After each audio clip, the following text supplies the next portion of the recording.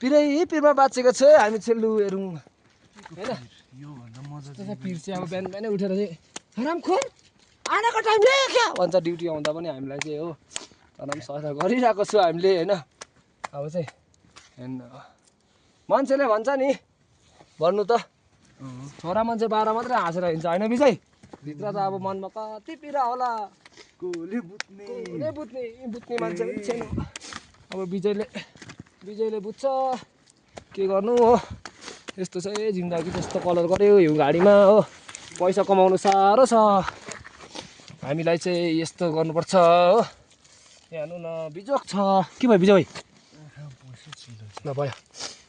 हुन्छ अब त यसले यो हिउँले पनि कभर गर्छ सक्यो भन्दिनँ होइन यसरी हाँसेर बोल्नुपर्छ कि अनि चाहिँ अलिकति हुन्छ नि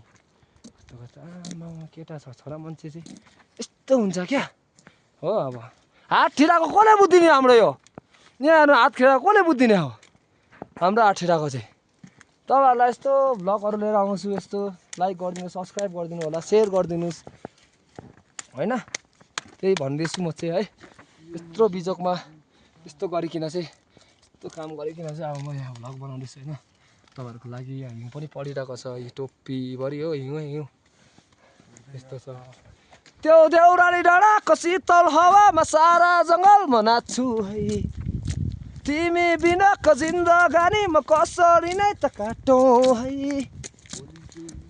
टिप्परमा चरी म जानेछु टाढा छरिए सबै शिव मन्दिर डाँडा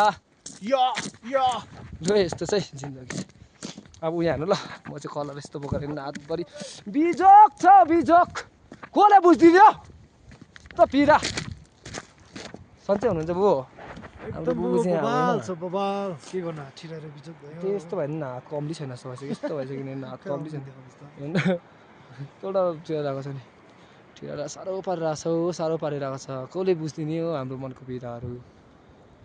हाम्रो मनको व्यथा अरूलाई के थाहा भन्छ होइन त्यस्तो भएर आएको छ यहाँ चाहिँ है गाइस